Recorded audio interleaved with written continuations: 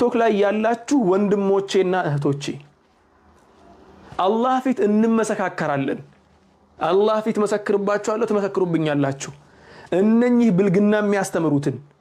ከፕል ምናምን ይያሉ ሴትና ወንድ ሆነው መተው የሙስሊም ማህበረሰብ ነብዩ ሰለላሁ ዐለይሂ ወሰለም የዚናን ክፋት ያስተማሩትን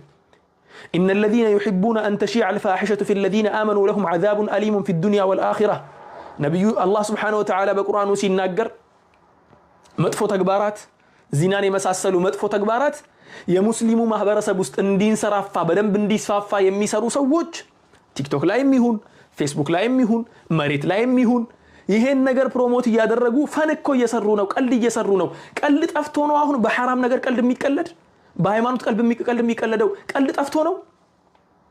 እነኚህ ነገር የሚሰሩ ሰዎች لهم عذاب أليم في الدنيا والآخرة በዱንያም በአኺራም አሳማሚ ቅጣት አለላቸው ብሏል የዱንያውን በጭንቀቱ ታገኙታላችሁ የአኺራውን ደግሞ ሁላችንም እንመሰካከራለን እኔም መሰክርባችኋለሁ እናንተም ተመሰክሩብኛላችሁ አላህን የምትፈሩ ከሆነ በላ ኢላሃ ኢላላህ ሙሐመዱር ረሱሉላህ የምታምኑ ከሆነ ይሄንን ድምጽን የሰማችሁ ወንድሞቼና እህቶቼ ይሄንን ቪዲዮን ያያችሁ ወንድሞቼና እህቶቼ እነኚህን ፈሳድን የሚያስፋፉ ሰዎችን አንፎሎው ብሎክ አድርጓቸው አለቀ ይሄንን ስላችሁ ደግሞ አንዳንዱ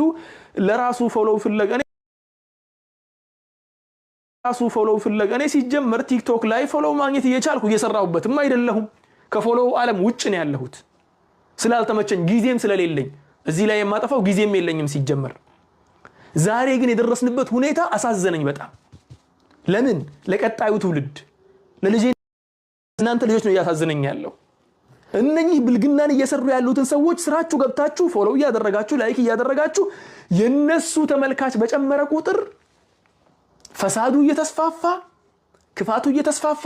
መልካሙ ነገር እየጠፋ እያፈሩ